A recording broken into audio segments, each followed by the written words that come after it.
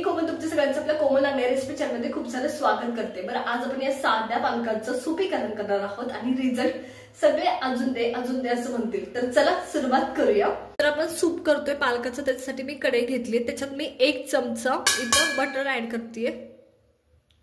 तर या पद्धतीने गॅस बंद करायचा, नंतर बटर जळून जाण्याची शक्यता जास्त असते। बटर ऍड केल्यानंतर मी लसूण ऍड करते याच्यात या पद्धतीने।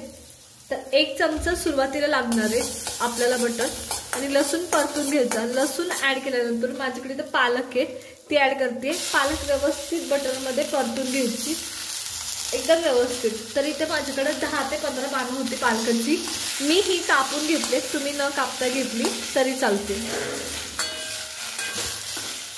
तर 1 चमचा बटर सुरुवातीला लागणार आहे आपल्याला या पद्धतीने आणि हे परतून घ्यायचे। आता पालक परत असताना मी ह्याच्यात अद्रक पण आत्ताच ऍड करते, अद्रक सुद्धा आपल्याला परतून घ्यायचंय।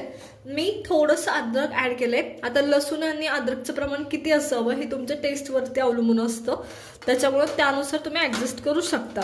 मी टोटल लसणाच्या 10 कुड्या घेतल्या होत्या सुरुवातीला, त्या बारीक चिरल्या होत्या आणि ते ऍड केलं। आणि अद्रक म्हणाल तर अर्धा इंच अद्रक घेतलं होतं। तर हे व्यवस्थित परतायचं। परतण्याऐवजी तुम्ही ब्लांच करून घेतलं तरी चालतं, हे पण लक्षात घ्या। तर या पद्धतीने हा माझा पालक मिनिटभरात परतून झालाय। आता हा साईडला घ्यायचा, आणखी आपण परत उकळी आणणारच असतो, त्याच्यामुळे खूप जास्त पण काही करायची गरज नाही। तर चला साईडला घेऊया।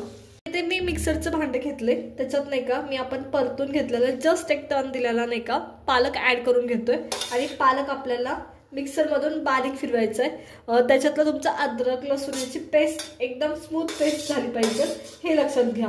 तर इथं हे मी एकदम बारीक पेस्ट वाटून घेतलीये। तर चला आता पालक सूप बनवायला सुरुवात करूया।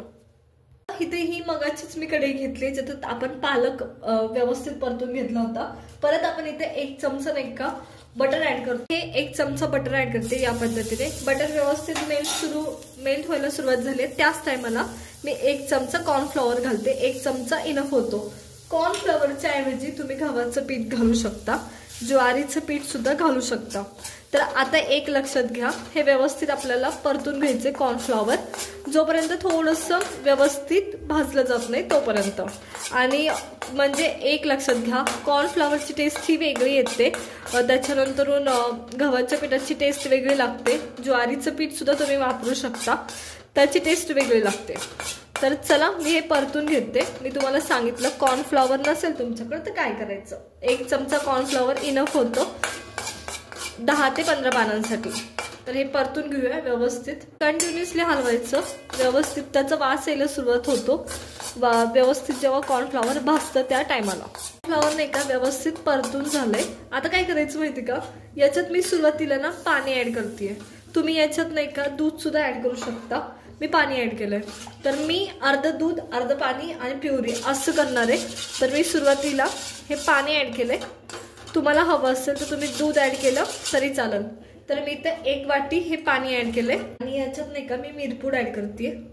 तर हे व्यवस्थित मला 1 उकळी आणून घ्यायची। आता आपल्याला व्यवस्थित थिकनेस आत्ताच जाणवायला लागतो तुम्हाला। आणखी आपल्याला ह्याच्यात पेस्ट वगैरे ऍड करायची आहे पालकाची, आधी उकळी आणूया 1 छोटीशी। तर पहा लगेच उकळी यायला पण सुरुवात होते त्या टायमाला। आता उकळी यायला सुरुवात झाली आहे, तर पहा इथे यायला सुरुवात झाली आहे, त्या टायमाला मी ह्याच्यात ही प्युरी आहे ना आपली ती ऍड करते। आता मी इथं पालकाची प्युरी गाळून नाही घेतलेली, तुम्हाला हवी असेल तर तुम्ही गाळून सुद्धा घेऊ शकता।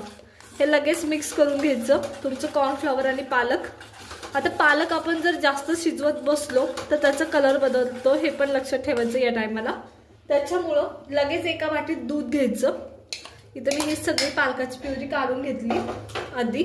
मी आता दूध ऍड करते आणि मी फुल फॅट मिल्क घेतलंय आणि दूध सुद्धा व्यवस्थित मिक्स करून घ्यायचं। आता काय करायचं, उकळी आणायची, आपल्याला मीठ पण ऍड करायचं ह्याच्यात, हे पण लक्षात घ्या। तर चला ह्याला उकळी आणूया आणि खूप व्यवस्थित असं झालंय। तुम्हाला हवं असेल तर आणखी पातळ करू शकता, पण मला असं आवडतो याचा, त्याच्यामुळं। तर चला आधी मीठ ऍड करून घेऊया। मी चवीनुसार मीठ ऍड करते। आता ह्याला नाही का 1 उकळी आणून घ्यायची। मला ह्या पालकाचा असाच थिकनेस आवडतो.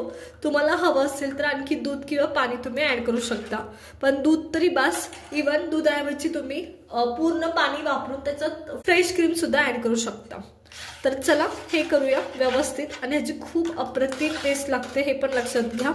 क्रीमी होतं एकदम पालकाचं सूप. आता एक उकळी आणूया व्यवस्थित. आता ह्याला एकदम व्यवस्थित उकळी आली आणि पहा कलर सुद्धा आहे तसा आहे. मी आणखी याला हलवणार नाहीये. तर पहा एकदम क्रीमी असं आपलं हे पालक सूप तयार झालंय. तर चला साईडला काढून घेऊया. एकदम झटपट असं वाफाळतं असं आपलं हे पालक सूप तयार आहे. तर पहा अप्रतिम झालंय. तर नक्की ट्राय करा. बरं मी ह्याच्यावर फ्रेश क्रीम वगैरे काही टाकलं नाही. तुम्हाला टाकायचं असेल तर नक्की टाका. अप्रतिम दिसतंय.